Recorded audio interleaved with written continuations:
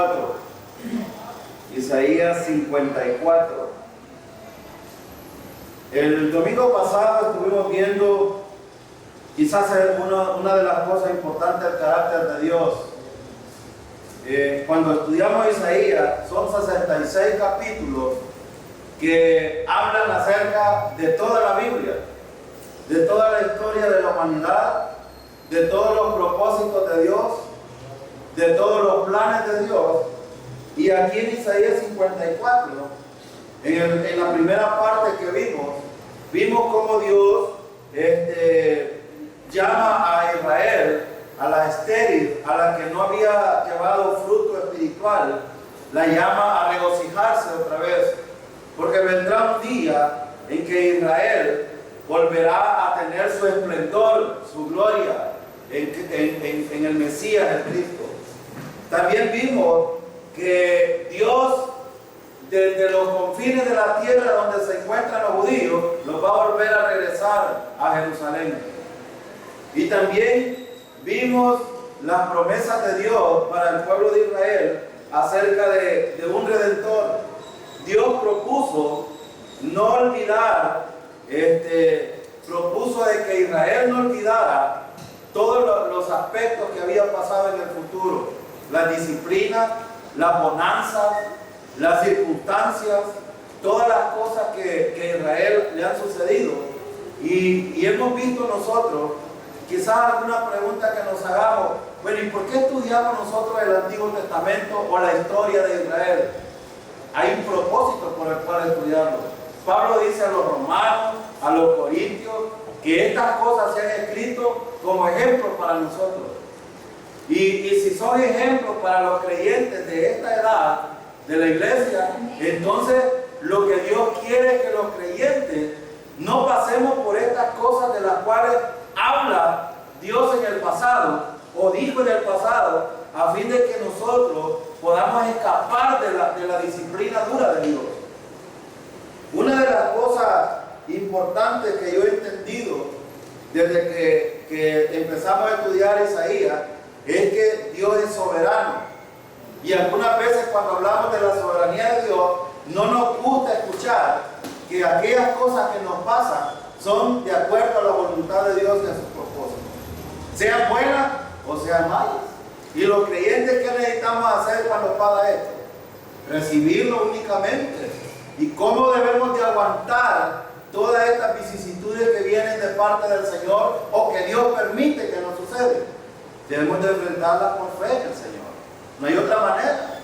Entonces, Dios, por medio de Isaías, habla al pueblo de Israel y Él les dice, yo los voy a volver a juntar. Ustedes van a llevar fruto un día.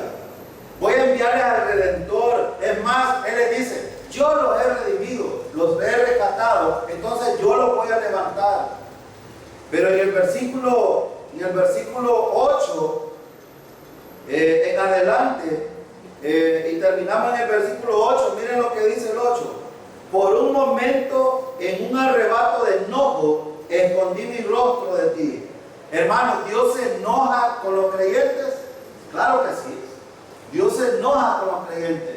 Cuando un creyente es infiel al Señor, cuando un creyente se aparta, cuando un creyente no respeta a Dios, sino que hace su voluntad y hace lo que Él quiere, Dios va a tener un momento, bueno, fíjense que Dios lo deja.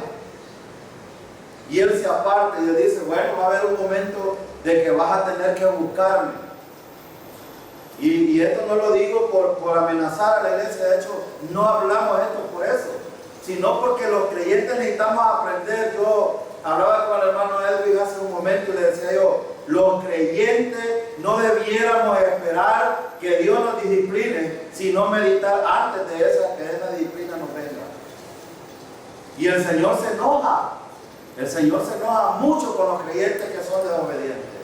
O que somos, mejor dicho. Voy a incluirme porque yo no escapo de eso. Quizás uno de los más desobedientes soy yo. Y por eso, si ustedes ven el versículo 8, pero hay algo importante, aquí hay una promesa importante. El Señor, por un momento, gloria a Dios, hermanos, que Dios no está enojado todo el tiempo con nosotros. El viernes recién pasado hablábamos del Salmo 145. Y en el Salmo 145 dice que Dios provee tanta misericordia por su grandeza, por su majestad, porque todavía Él nos ama.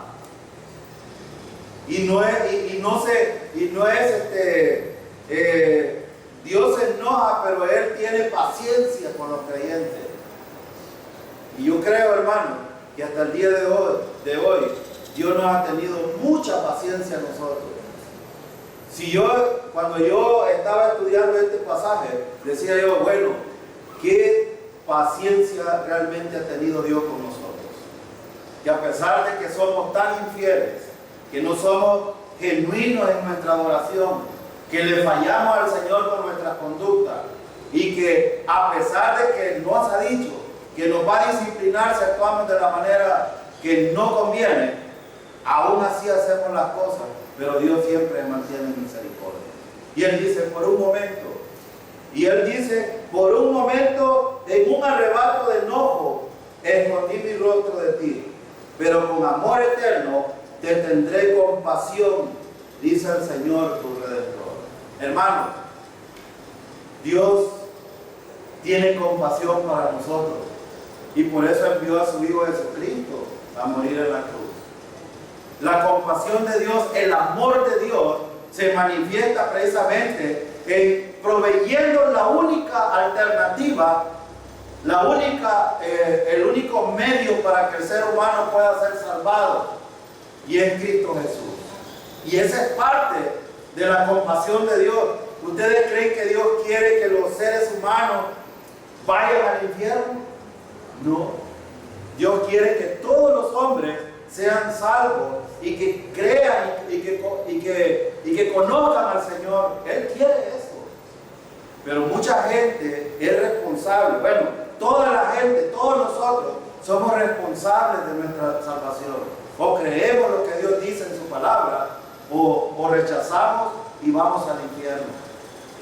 Entonces, el punto es que Dios tiene tanta compasión para la gente, y aún para nosotros hoy en día también. Versículo 9. Miren la compasión de Dios, hermanos. Si usted pudiera medir la compasión de Dios, el versículo 9 declara una promesa firme de parte de Dios para nosotros, no solo para Israel, sino para toda la humanidad. Miren lo que dice el 9. Para mí es como en los días de Noé. Para mí es como en los días de Noé. ¿Recuerdan ustedes qué pasó en los días de Noé? La gente estaba casándose, estaba dándose borrachera, había mucha homosexualidad, la gente era muy perversa, la gente, bueno, no tenía temor de Dios, la gente se había vuelto mundana totalmente. Sus actitudes eran adorar más a lo creado que adorar al Creador. Y miren lo que dice el versículo. Para mí es como los días de Noé. Yo no sé, usted, hermano, ha meditado en qué días estamos, pero si usted medita, hoy día estamos volviendo a esos días de Noé. Y Dios dice, para mí es como en los días de Noé.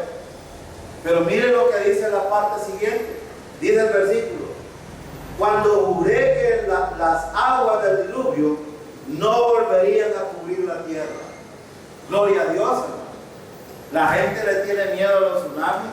Bueno, de hecho, hay tanta gente que ha muerto por eso. Incluyendo muchos creyentes han perecido por eso. Pero hay algo importante en esto. Dios juró que jamás iba a raer la tierra a los seres humanos con el diluvio. Y esto se mantiene hasta el día de hoy, hermano. Sí. Dios es fiel. Hermano, lo que Dios dice, Dios lo va a cumplir. Y hasta el día de hoy, por eso Él dice, para mí es como en los días de Noé, cuando juré que las aguas del diluvio no volverían a cubrir la tierra. Es decir, Dios siempre ha jurado que una vez, en la época de la prueba, en las circunstancias, cualquiera que estemos pasando, hermanos, Dios siempre va a tener cuidado de aquellos que tienen temor de Él. Y aún tiene cuidado de aquellos que son perversos y terribles con Él. Yo diría que la perversidad, y voy a decir algo que es bien fuerte, no sé, espero yo de que no se molesten con nosotros, pero uno de los problemas que tenemos y los conflictos en nuestras sociedades la han generado los padres de familia. Un día de esto me decía una hermana, hermano, aconsejen a los jóvenes en la escuela bíblica. Y le digo yo, hermana, pero si es que los jóvenes se meten en cosas que no deben, ¿por qué los padres les permiten? ¿No es cierto? Es verdad. Entonces yo tengo que decirle a usted que es padre de familia, es usted que tiene que estar pendiente de lo que sus hijos hacen y en qué se meten.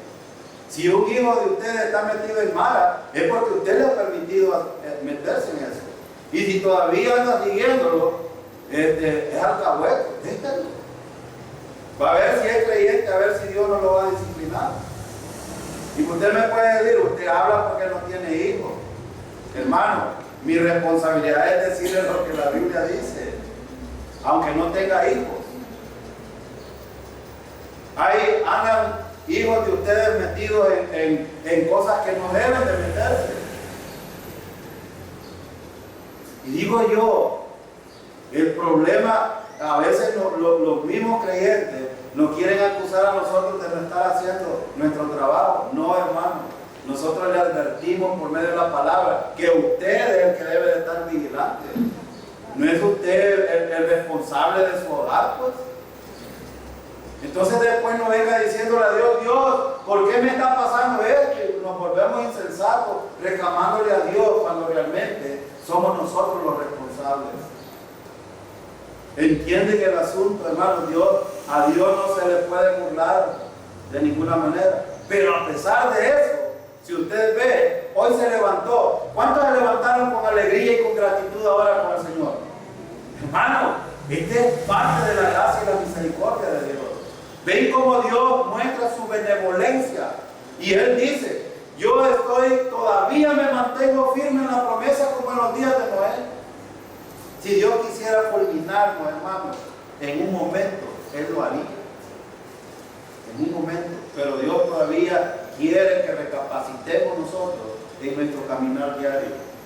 Y por eso es que Él les dice al pueblo de Israel, no se preocupen, yo mantengo firme la promesa que hice en los días de Noé.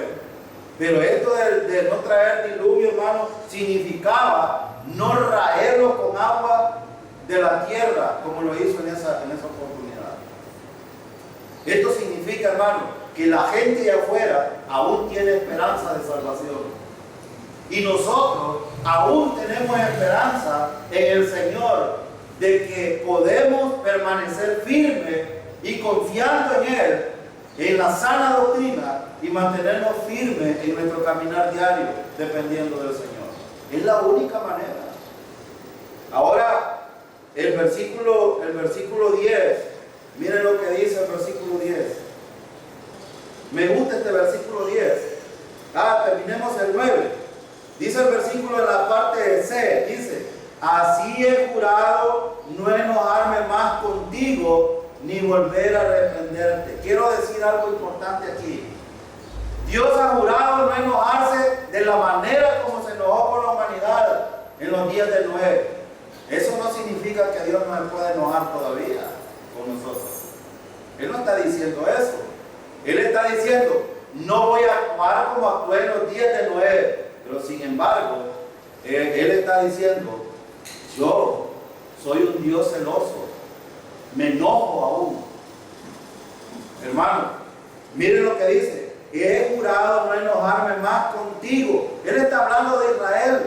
Y dice, ni volver a reprenderte.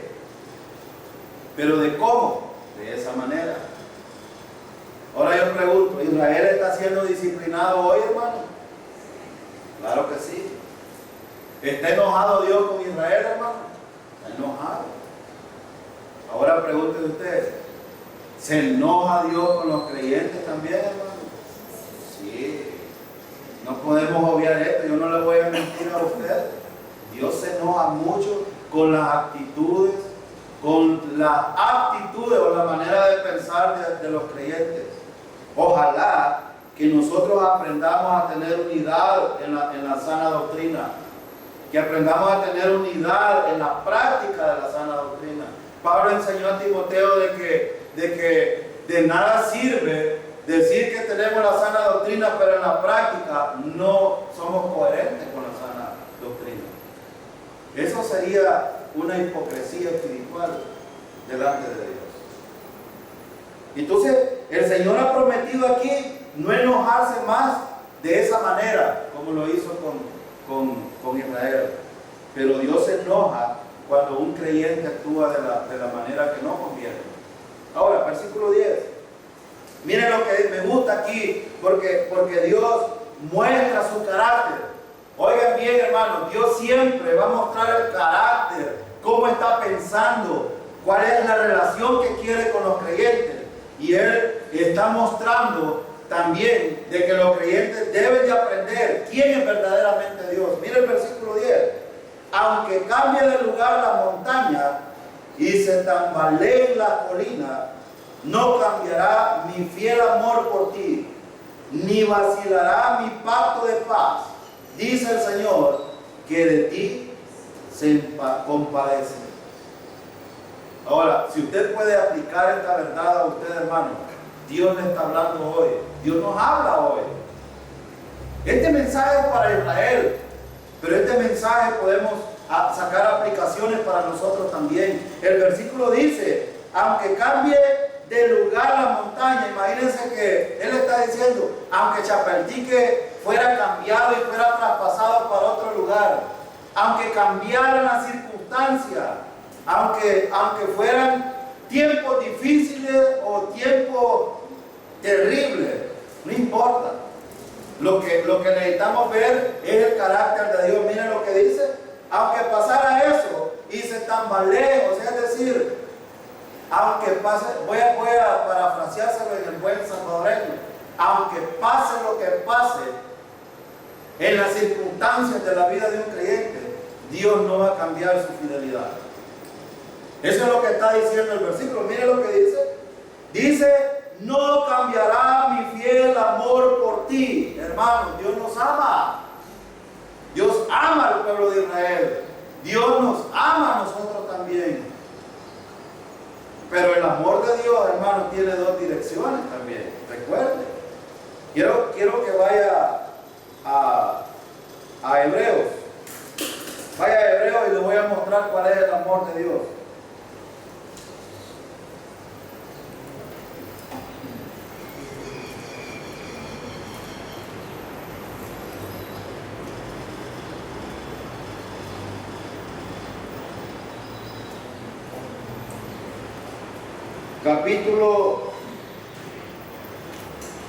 Capítulo 12 de Hebreos. Este es el amor de Dios, hermano. Y este es el amor con el cual Dios nos ama. Pero mire el versículo 5. No vamos a leer. El contexto es de la disciplina de Dios hacia los hijos. Pero vamos a ver por qué lo hace Dios. Versículo 5. Y han olvidado por completo las palabras de aliento que como a hijos se les dirige. Hijo mío, no tome a la ligera la disciplina del Señor, ni te desanime cuando te reprenda. Hay dos cosas que no debemos de hacer dentro de la disciplina de Dios. Yo, hermano, usted ha reconocido, ha entendido cuando verdaderamente Dios lo ha disciplinado. Y si nunca ha tenido una disciplina usted, dele gracias a Dios, porque estar disciplinado, viera qué bonito es. Se lo digo yo. Se lo digo Dios. Dios me ha disciplinado muchas veces antes. Pero ¿sabe qué? Dos cosas no hay que hacer. Dos cosas no hay que hacer cuando realmente entendemos que Dios nos está disciplinando. Número uno, no tomar a la ligera la disciplina del Señor. Cuando un creyente toma a la ligera la disciplina del Señor, ¿sabe qué pasa? ¿Saben qué pasa cuando un creyente toma a la ligera la disciplina del Señor? Se desanima, se enoja con el Señor, se afana en su vida espiritual y por lo tanto va a decaer su vida espiritual. Y por eso es que el escritor está diciendo, no lo tomes a la ligera, ten calma, ten paciencia, espera. Miren la parte siguiente, dice, ni te desanimes cuando te reprenda. ¿Qué es desanimarse? Ya no quiero ir a la iglesia. Ese Dios que adoran ahí, no creo yo que sea el Dios que yo necesito.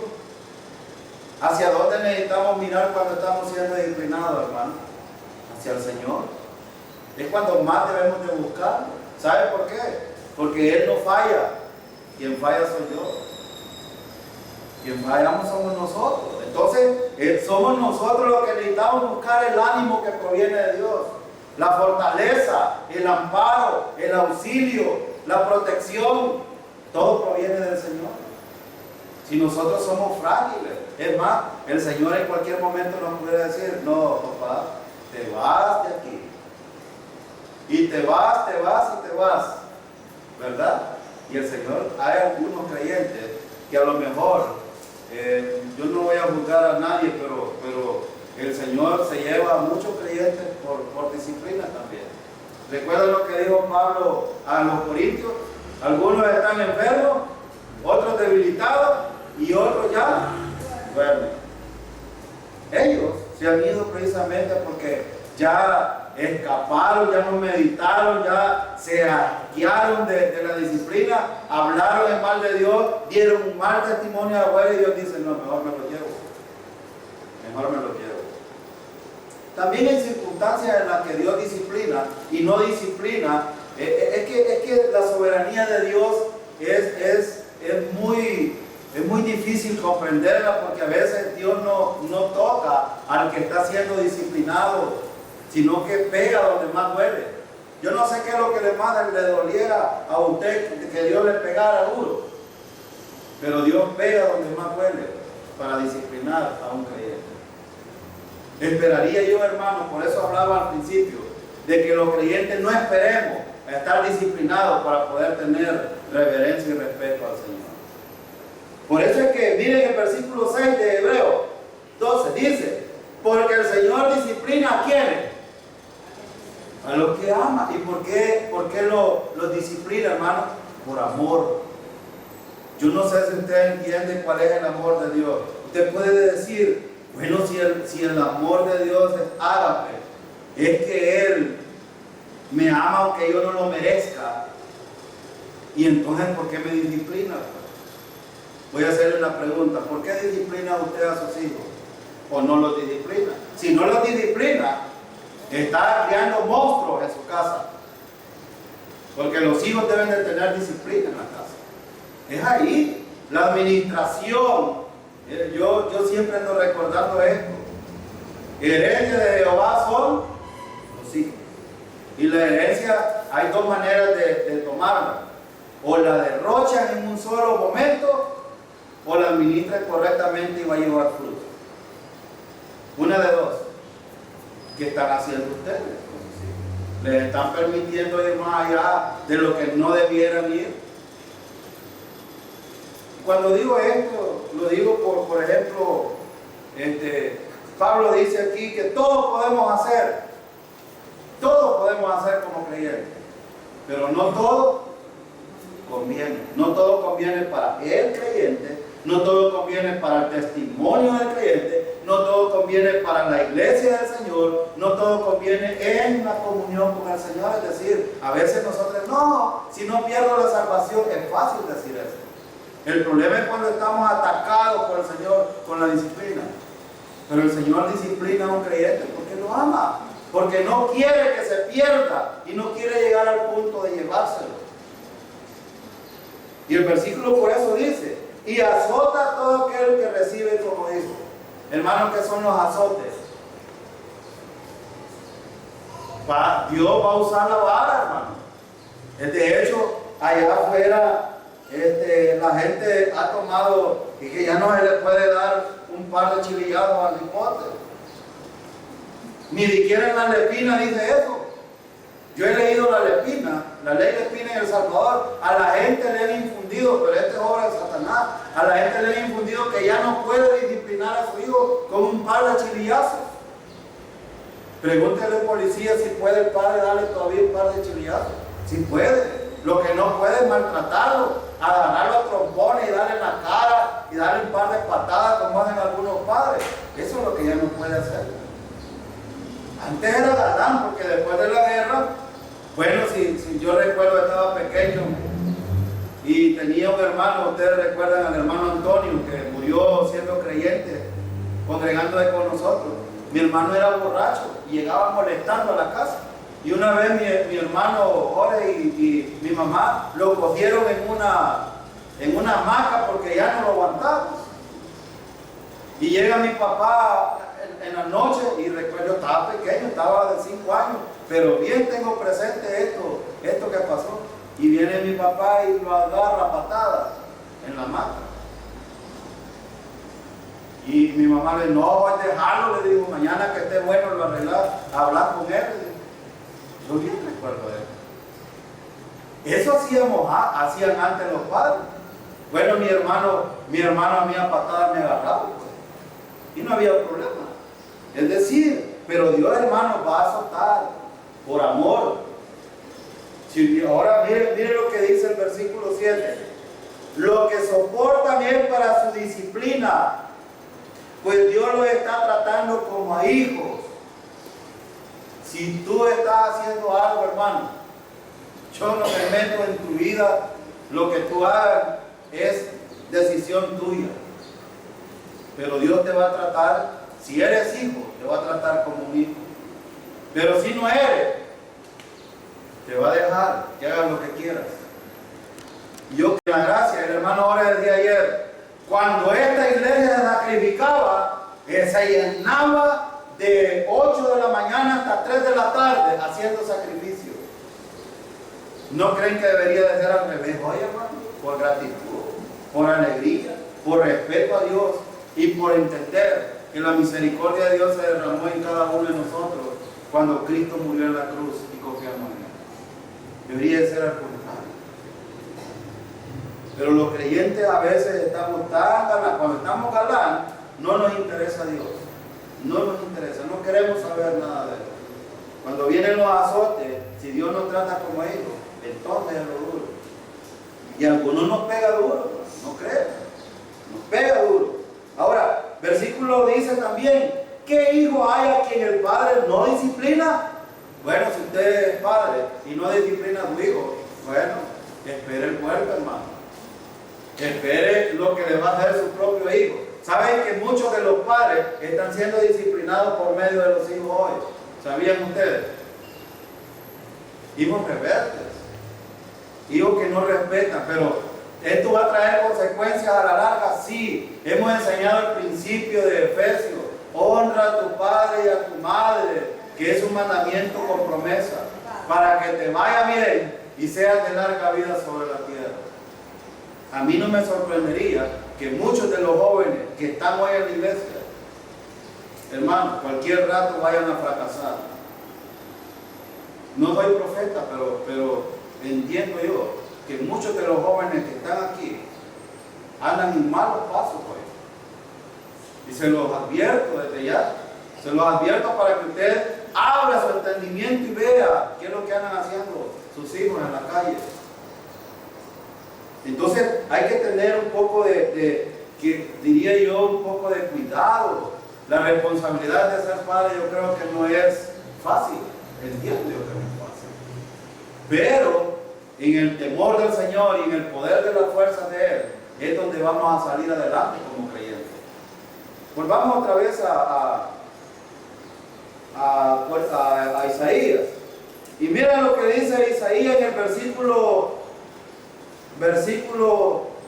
10, que estábamos terminando. Él dice, no cambiará mi fiel amor por ti.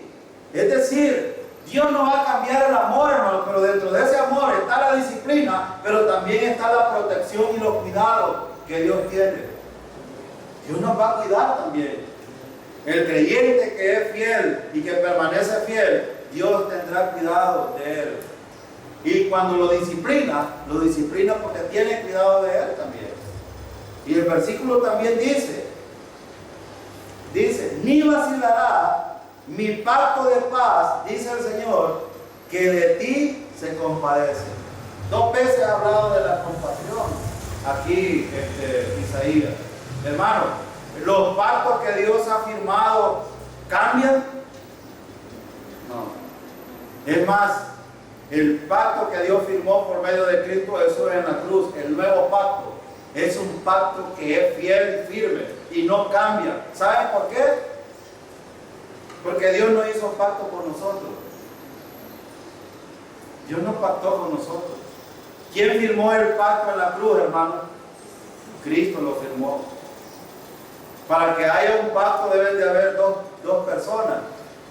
¿Verdad que cuando alguien compra un terreno, hacen un contrato entre 2 personas, el que vende y el que compra?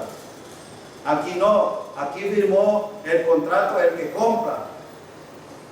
Nosotros solo teníamos que confiar en el Señor, confiar en ese pacto. Y la gente allá por eso anda tratando de comprar, de hacer y por eso es que muchos hacen nuevos pactos con Dios. Pactemos, algunos siembran por eso, equivocadamente creyendo que lo que dan les puede ayudar para la salvación.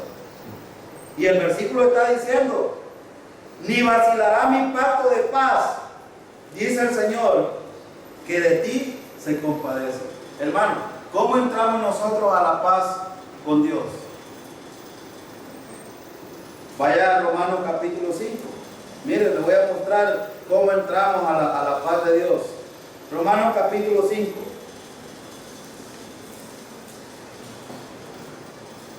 Y ahí está bien claro. Mire lo que dice. En consecuencia, ya que hemos sido justificados mediante la fe, tenemos paz para con Dios por medio de nuestro Señor Jesucristo. 3 cosas son importantes aquí.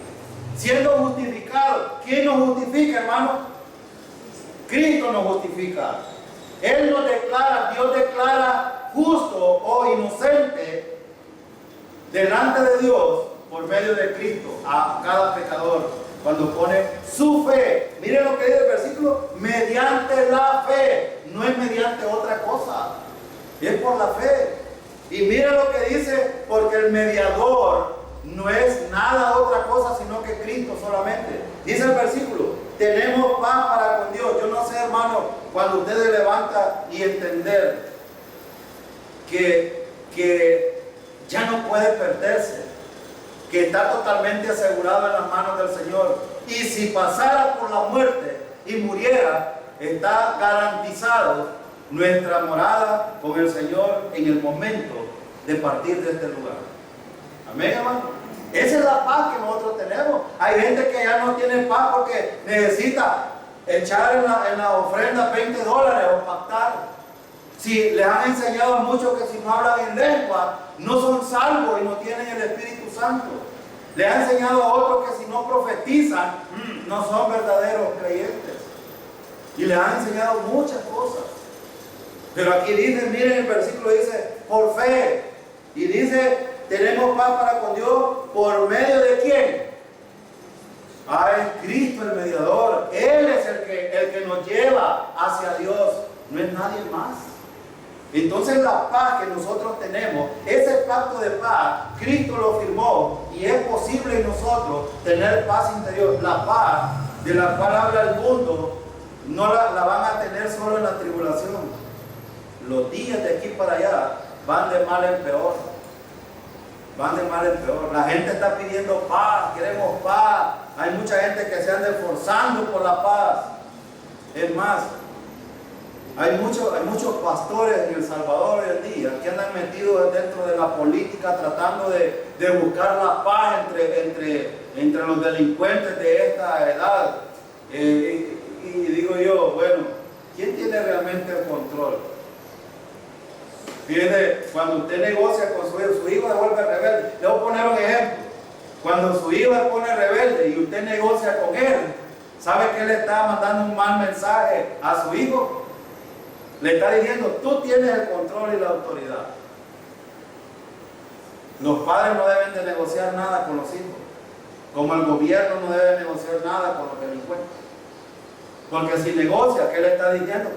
Que ellos tienen poder. Y Dios no es así tampoco. Dios no va a negociar nada con ningún creyente. Hermano, Dios no negocia esto. ¿Saben por qué? Porque Dios es soberano y Él hace como a Él le place. Él dice, esto se hace y punto. Y se hace. Y por eso aquí es importante ver que la paz de Dios que nosotros tenemos, que es interna, que la proporciona el Espíritu Santo mismo, dándonos la certeza de la seguridad eterna de nuestra salvación. ¿Qué más queremos nosotros saber eso? Pues estamos asegurados en las manos del Señor. Y pasa lo que pasa. Ayer que venía de San Miguel, del Instituto Bíblico, de repente vi pasar ahí por el hospital militar un furgón. Yo lo vi pasar. Y allá en el sitio, de repente lo veo con un accidente. Y la gente que estaba en un pick-up que habían chocado de frente. Imagínense ustedes, un furgón largo como de aquí a aquella pared o a la puerta. Un gran peso. Ese carrito quedó destruido. Y la gente que estaba afuera solo temblaba. Yo creo que estaba muriendo ya. Y digo yo, ¿y qué tal, hermano, nos sucediera algo así a nosotros también? ¿Tendría paz usted? Yo no sé cuántas cosas usted está pasando, pero aún en medio de eso, ¿tiene paz usted? El Señor está diciendo esto. Yo no sé, hermano, que está enfrentando en su vida personal, quizás enfermedades, quizás problemas con sus hijos, quizás problemas en el trabajo, pero como creyentes necesitamos volver otra vez a buscar la dirección al Señor. Ayer me decía un hermano del instituto, fíjense, hermano, que pareciera, ¿cómo le pudiera decir? Que en el instituto bíblico pareciera que hay gente muy elocuente o muy sensata, y de hecho hay gente muy humilde también en esto. Hubo un hombre que ya está para jubilarse, es maestro, él es maestro de matemáticas en una escuela de San Miguel, cerquita, él es de San Miguel, y me dice, hermano, quiero que me dé un consejo. Y le digo yo, él me llamó y me dijo, y voy a comentarles esto porque, hermano, puede ser de que usted le llegue la insensatez también de este tipo. Y me dice el hermano, me han hecho una propuesta. Ajá, le digo yo, me dan $4,000 para que yo haga una permuta para Carolina. Y me dan solo me voy a estar un mes porque estoy esperando el decreto para jubilarme. Y le digo yo, hermano, y usted ya oró al Señor, y él me dijo, estoy firme en que me voy para Carolina, hermano. Hermano, esté en la casa, cerca de la familia. Es un anciano ya casi de 60 años. Me dijo, estoy poquito para cumplir los 60 años. Y ya tengo el tiempo para jubilarme. Solo me estaría como un mes. Y le digo yo, ¿en qué ha puesto usted su mirada para tomar esta decisión? ¿Verdad que suena bien bonito $4,000? ¿Y qué tal, hermano? Le digo yo, usted recibe esto, se va para Carolina, ya le preguntó a los maestros que quieren venir de ahí, ¿por qué se viene? Entiendo yo de que Carolina para allá hay delincuencia, hay muchos problemas, y no cree usted que a lo mejor se va a meter a la boca del lobo. Yo recuerdo una vez que al hermano David, aquí está, voy a tomarlo como ejemplo, con perdón, hermano. El hermano, cuando salieron una plaza, dijo, me voy para San Miguel. Hermano, el hermano está en su casa, tiene los hijos cerca, irse para San Miguel es perder casi el hogar. Por ir a buscar quizás un par de pesos más para que abonen a la familia. Pero ¿qué prefiere usted, hermano? ¿Tener unida a la familia o estar desintegrado? Yo le dije al hermano, necesita ir a orar. necesita ir a pedir dirección al Señor y necesita meditar más esa decisión. Yo no le digo no le digo que haga lo que yo le digo, sino que piense en que usted puede perderlo todo en un momentito. Muchos de los creyentes somos muy insensatos cuando a veces vamos a tomar este tipo de decisiones. Hermano, y el hermano sabe por qué me buscó. El hermano me dijo, tengo varios días que no duermo. Y le digo, hermano, pero vuelva a la paz del Señor. ¿Por qué se está afanando antes de tomar? Tome una decisión y sea firme, pero piense primero. Piense en su integridad, piense en su familia, piense en su si usted quiere retirarse de una manera sana y tranquila, yo le recomiendo que se quede aquí en este lugar, porque está en su casa. Se fijan que a veces, pero me dice, son $4,000, hermano. Ahora, $4,000 pueden cambiar la vida de una familia, hermano. ¿Cuánto vale realmente la familia? Yo le hice esta pregunta, ¿cuánto vale su familia realmente, hermano? ¿Cuánto? Y me dijo, bueno, no creo que $4,000 sean suficientes. Entonces me dijo, hermano, pero a veces la gente se angustia y pierde la paz. Y le dije yo, vuelva al Señor. No es que estaba diciéndole yo, usted ha perdido la comunión con el Señor, no. Le dije yo, vuelva al Señor, busque la dirección, crea que la paz que nosotros tenemos es diferente y no se afane en estas cosas.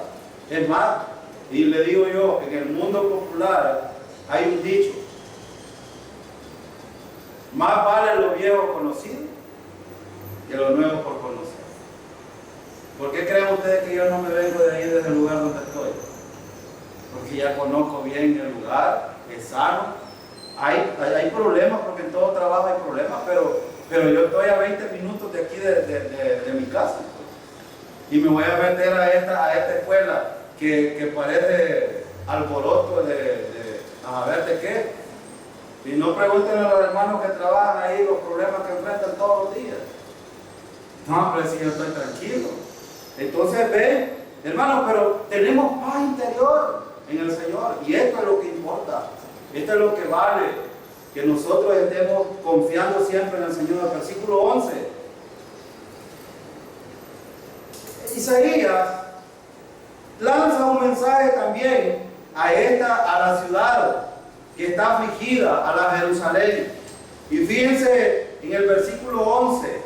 Versículo 11 dice, mira tu ciudad afligida, atormentada y sin consuelo, te afirmaré con turquesa y te cimentaré con zafiros.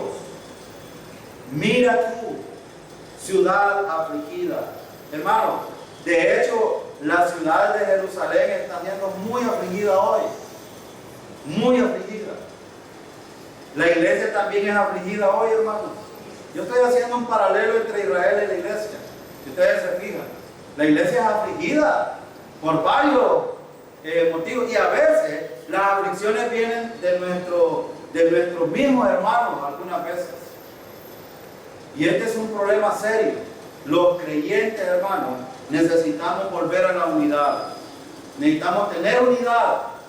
Unidad doctrinal, unidad en comunión, pero también necesitamos ver la vida que Cristo mismo instituyó acerca del cuerpo de Cristo. Somos una sola familia, somos un solo cuerpo.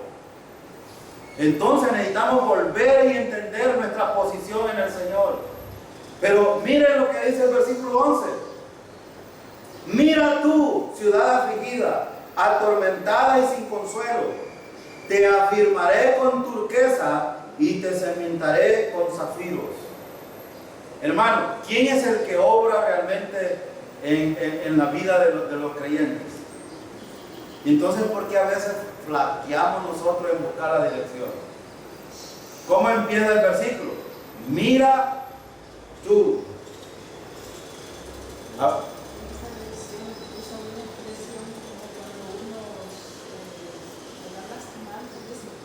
Léalo en voz alta, hermana, por favor. Oigan esa versión.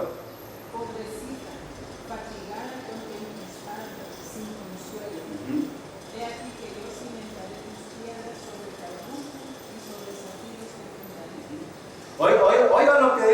afligida, atormentada y sin consuelo. Yo no sé cuántas veces usted ha sentido esto, que ha afligido, estado en tormento y no tiene consuelo. Hermano, pero mire el versículo apunta, mira, ¿a dónde debe de estar fijada la mirada? ¿Quién dice que va a hacer estas cosas? El Señor. El Señor. Los creyentes, hermanos, necesitamos seguir viendo hacia nuestro Redentor. Necesitamos poner nuestra mirada en nuestro Redentor. No debemos de flaquear. Cualquier cosa que nos pase en la vida, hermanos, necesitamos mirar hacia el Señor y no flaquear. Él no está diciendo, no van a pasar tormentos, ¿cómo no? ¿Van a tener aflicciones? Claro que sí. Al momento de esto, todas estas cosas a lo mejor se van a fatigar y van a estar desconsolados. Claro que sí. Él no está diciendo esto. Es más, vean la situación de Israel ahora. ¿Está bien Israel ahora? Ni nacionalmente, ni políticamente no tienen tranquilidad por los vecinos que tienen ahí. Si es una rayita de todo el territorio que le pertenece a Israel en donde ellos están ahí. Pero ¿sabe por qué no han sido fulminados? Porque Dios ha estado con ellos siempre. Dios es el que pelea las batallas de Israel. Y así como lo hace con Israel, así lo hace también con cada creyente. Hoy que hemos estado estudiando Efesios, dice que debemos de tomar fuerza al ponernos toda la armadura de Dios. Es la armadura de Dios la que necesitamos nosotros para poder permanecer firmes en los días malos. Hermanos, los creyentes tenemos días malos y cada momento es un día malo en la vida espiritual de los creyentes, porque somos atacados, somos asediados, y aquí es donde no hay que perder la perspectiva en el Señor. ¿Y saben en qué los afirmará el Señor? Miren la promesa. Dios está dando una promesa firme aquí. Él dice, te afirmaré con turquesa y te cimentaré con zafiros. Estas dos piedras, está hablando de piedras preciosas. Hermano, lo precioso que viene de las promesas de Dios para el pueblo de Israel es mucho mejor. Israel está afligida hoy, pero Dios la va a restaurar y la va a poner sobre un cimiento muy fuerte en el futuro. ¿Recuerdan ustedes, hermanos? Y aún para nosotros una promesa. Ayer les decía a los hermanos allá en el instituto, hermanos, si ustedes pudieran, y el hermano Jorge lo tocó también aquí ese punto ayer en el estudio, lamentablemente no todos venimos. Pero fíjense bien, si nosotros tan solo pudiéramos pensar en lo que nos espera en el futuro. Bueno, Pablo dijo estas palabras, para mí el morir es Cristo y el vivir es, para mí el vivir es Cristo y el morir es ganancia. Pero ¿por qué decía Pablo esto? Porque él había visto como la grandeza de lo que Dios tiene allá y que nos espera a nosotros. Él había visto calles de oro. Es más, otro que pudo ver estas cosas fue Juan. Juan vio, hermano, la Nueva Jerusalén, vio las calles de oro, vio que los creyentes viven eternamente con el Señor. Él vio todo eso.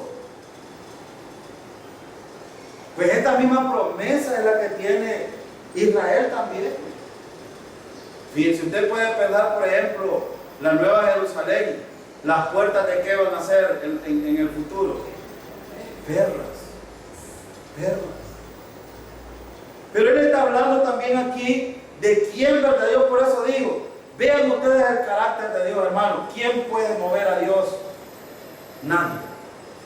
Nadie puede mover a Dios. Dios se mantiene firme y lo que Él dice hará, porque es todopoderoso y soberano. Versículo 12, mire lo que dice. Con rubíes construiré tus almenas, con joyas brillantes tus puertas y con piedras preciosas todos tus muros.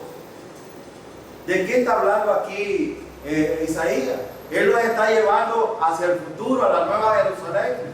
La Nueva Jerusalén va a ser una construcción hermosa, hermano, hermosa. Y Él les dice, no se aflijan, porque ustedes en el futuro tendrán esto. Lamentablemente, no todos los judíos van a gozar de esto. no todos. Solo los que confíen en el Redentor gozarán de esto. Ahora, versículo 13. El Señor mismo instruirá a todos tus hijos y grande será su bienestar. Hermano, en qué contexto está hablando Isaías aquí? En el reino milenial. ¿Quién enseñará, hermano, a todas las naciones? El Señor Cristo enseñará a todas las naciones. Él será el maestro por excelencia. No habrá duda alguna de las enseñanzas del Señor en el reino milenial. Y Él les está diciendo, Él les va a enseñar a todas las naciones. Y gloria a Dios, hermano, que el Espíritu Santo nos muestra a nosotros, poco a poco, estas verdades. Y ojalá nosotros las estemos afirmando en nuestro corazón. Porque esto es la vida del creyente. Afirmar principios y valores espirituales para nuestro quehacer espiritual. Y Él está diciendo, el Señor mismo instruirá a todos tus hijos y grande será su bienestar. Hermano, el bienestar de los judíos en el reino milenial es mucho mejor que el que tienen ahora. Y Él está dando esperanza hoy. Versículo 14. Será establecida en justicia, lejos de ti estará la opresión y nada tendrás que temer. El terror se apartará de ti y no se te acercará. ¿Por qué? Él hace un paralelo con la vida que tiene Jerusalén hoy o Israel.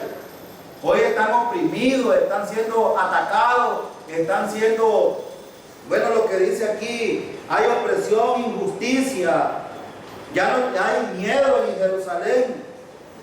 Pero ¿saben qué? En el reino milenial tendrán la libertad los judíos. ¿Todos los judíos? No todos los judíos, solo los que entren al reino milenial. ¿Y cómo es que van a entrar? Bueno, van a entrar por fe en Cristo Jesús. No hay otra manera. Los testigos de Jehová, y voy a hablar un poquito de esto, los testigos de Jehová que quieran entrar al reino milenial necesitan confiar en Cristo Jesús también. Porque ellos dicen que ya están en la tribulación y por eso aplican muchos pasajes que son para la tribulación en este tiempo. Y ellos dicen de que van a entrar en el grupo de los 144,000. Lamentablemente, Apocalipsis capítulo 7 y 14 habla las características de quiénes son los 144,000. Son hombres, son jóvenes, son judíos de las 12 tribus de Israel, son vírgenes porque no han tenido ninguna relación con mujer y han sido sellados con el Espíritu Santo y han sido redimidos de entre los judíos. ¿Y cómo fueron redimidos? Por fe en Cristo Jesús. Y si ellos quieren entrar en el reino milenial, necesitan confiar en Cristo Jesús. Yo pregunto, hermano, ¿usted y yo estaremos en el reino milenial? ¿Cómo? Por fe, porque hemos confiado en Cristo y por gracia estaremos en el reino milenial. Esto no era para nosotros, pero a Dios le plació que nosotros compartamos con los judíos el reino milenial también. Y no solo vamos a compartirlo, sino también tendremos un servicio que hacer en el reino milenial. ¿No? Hermano, cuando pensamos en el reino milenial, usted debe pensar en el tribunal de Cristo. Saben que Cristo dará galardones en ese día y cualquiera de ustedes que ha sido fiel en el Señor y que ha estado dependiendo del Señor para hacer la obra del ministerio y lo ha hecho con integridad, de la manera como Dios ha establecido, Dios puede dar inclusive que usted sea un alcalde, un gobernador, inclusive un presidente de una nación en el reino milenial. Algún día vamos a estudiar estas verdades acerca de esto, pero esta es una realidad. Los creyentes de la edad de la iglesia tendremos funciones muy importantes dentro del reino milenial. Ah, no, a mí no me importa, yo con solo que pase como gato cuando arriba de algunos, no me importa. Hermano, si a Dios le interesa, a nosotros nos debería de interesar también. Versículo 14. Será establecida en justicia, lejos de ti estará la opresión y nada tendrá que temer. El terror se apartará de ti y no se te acercará. Versículo 15. Si alguien te ataca, no será de mi parte. Cualquiera que te ataque, caerá ante ti. Dice en Apocalipsis que no habrá niño que muera de 100 años. Hermanos, ¿van a haber ataques en el reino milenial? Sí. En el reino milenial van a haber problemas también, pero no van a provenir del Señor. ¿De dónde provienen estos ataques? De Satanás. Cuando los 1000 años se cumplan, Satanás será suelto. ¿Y quiénes van a ser los engañados ahí? Los judíos. Los judíos que no han confiado. Imagínense la perversidad de los judíos, que pasando una generación viva con estos cuerpos al reino milenial, procrean, tienen hijos, y estas generaciones al final, después de los 1000 años, se levantan contra Yahvé y hacen guerra y batalla contra los mismos, influenciados por Satanás. Por eso es que el versículo dice: no vendrá de mí esos ataques, porque Satanás es el que meterá estas cosas. Y han tenido el maestro por excelencia. Por eso, hermano, en el día de hoy y en los días que vienen a continuación, en el futuro, nadie más es responsable de la salvación que el ser humano mismo. Dios ya proveyó la manera. El ser humano tiene la oportunidad. O confía en Cristo por fe en el sacrificio que Él hizo, que es suficiente, que murió en la cruz por nuestros pecados y pagó todos nuestros pecados, y que resucitó al tercer día. Si alguien cree eso, es salvo, no necesita más, porque la eficacia de la cruz es suficiente. Bueno, Cristo es suficiente, no necesitamos más. Dio su vida para darnos vida, y los buenos siervos van y lo predican. Mientras tanto otros se aprovechan de todo el trabajo que ha costado vidas. Por dinero cantan, brincan, gritan, cuando hacen sus reinos se creen estrellitas. Valen más que nadie los provoque, y que mejor me calle porque me pueden quemar. Se vende el Cristo que da la vida, hacen a un lado la necesidad, se dan entre ellos falsas sonrisas, temen que el otro les vaya a ganar. Se vende el Cristo que da la vida, hacen a un lado la necesidad, se dan entre ellos falsas sonrisas, temen que el otro les vaya a ganar. Dio su vida para darnos vida sin vendernos nada. Gracias, Jesucristo.